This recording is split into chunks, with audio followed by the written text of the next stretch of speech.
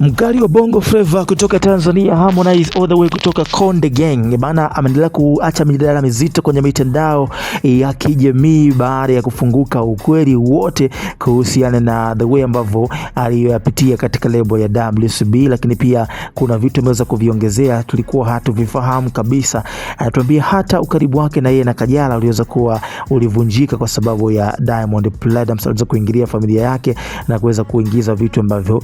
vya uongo, kwa maana kwamba aliwaahidi kuweza kuwapa maisha mazuri, lakini baada ya kuweza kuachana naye tu hakuweza kumpatia chochote. Kwa hiyo hii ilimuumiza sana, ndio maana nasema kwamba kama wangeweza kusikiliza wao wenyewe, wangeweza kufuata maisha yao, misimamo yao, basi wasingekuwa hapa leo, wangekuwa mbali zaidi. Kumbuka moja kati ya kapu ambayo watu wengi wamekuwa kifuatilia na wamekuwa kikubali zaidi ni ya kwa Harmonize pamoja na Kajala. Sasa Harmonize amefunguka ukweli huo akisema kwamba mwanzoni kabisa ambapo alikuwa amedate na bibi Kajala,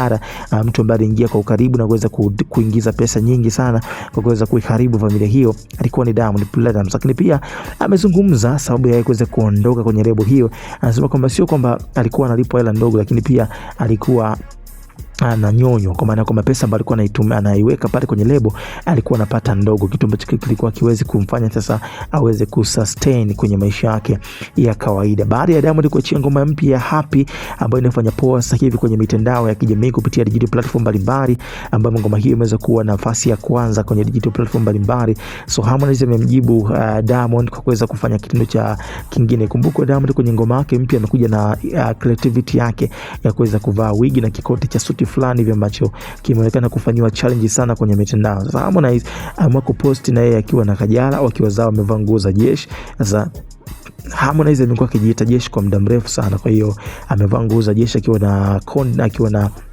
akiwa na mpenzi wake Kajala, huku ameandika ujumbe mzito kwenye peji yao ya Instagram kwamba waweze kuwaheshimu polisi na askari wote ambao wamekuwa kitetea amani na kuweza kuwalinda Watanzania, kwa sababu wamekuwa wakifanya kazi kubwa na kazi nzito sana ya kuhakikisha kwamba amani inabakia kwenye nchi ya Tanzania. So that is good sana, na moja kati ya event kubwa kutoka kwa Harmonize, moja kati ya post kubwa ambayo imeonyesha